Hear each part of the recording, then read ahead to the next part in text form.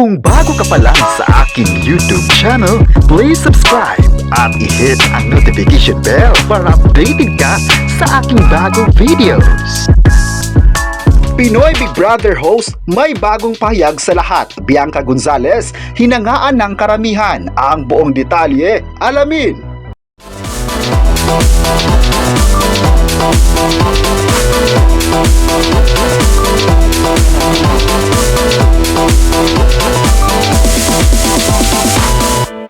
Nananawagan ang Kapamilya TV host na si Bianca Gonzalez sa mga media platforms na maging mindful sa pagre-report ng mga mamahaling gamit ng celebrities. Particular na binanggit ni Bianca ang halaga o presyo ng mga luxury purchase ng mga kilalang personalidad na nakakabalandra sa social media.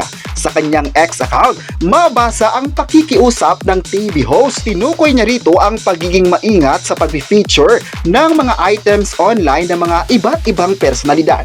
Ang punto ni Bianca, malamang raw ay pinag-iipunan ito ng tao, pero sa ekonomiyang ito sa taas ng presyo ng gas at bilihin sa nangyari sa mundo, sa hirap na pinagdadaanan ng mga kababayan, hindi ito ang panahon para detalyahin pa at ibida ang ganitong bagay. Narito naman ang reaksyon ng netizens sa post ni Bianca. Sa tingin raw ay pati ang mga celebrities ay maging mindful kung ano ang ilalagay nila online. Public figures daw sila at dapat ay may ilang restraint sa pag-flex ng kanilang buhay, lalo na ngayon sa nararanasang economic situations. May isang netizen man na nagsabi kung sa negosyo nila yung luxury items at nagmamarket sila ay wala namang problema. Pero kung feature lang sa social media at nakapublic na pati ang mga presyo, parang off na sa panahon ngayon.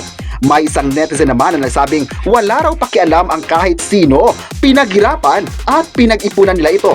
Kung ipagmamalaki nila ang pinaghirapan nila, karapatan ito ng tao. Dahil dito, marami naman na nagbigay ng komento sa kapamilya host na ito.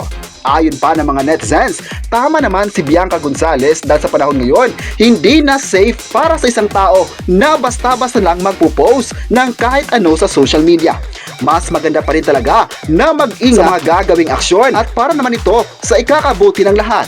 Maganda naman talaga ang ganitong mga prinsipyo sa buhay at para maging pribado pa ang bawat plano sa buhay. May netizen naman na nagsabing excited sila sa mga gagawin pa ni Bianca Gonzalez sa ABS-CBN tulad na lamang ng Pinoy Big Brother. Inaabangan naman ng mga fans ni Bianca ang susunod na pasabog ng reality program ng ABS-CBN dahil usap-usapan na ang pagbabalik ng bagong season. At sa ngayon naman ay marami sa mga netizens ang naghihintay na sa pagpapalabas ng bagong season ng Pinoy Big Brother sa Kapamilya Network. Kayo, anong masabi nyo na may pahayag si Bianca Gonzalez sa publiko? I-comment na kung sang-ayon ba kayo sa Kapamilya host at huwag kalimutang i-subscribe ang ating YouTube channel.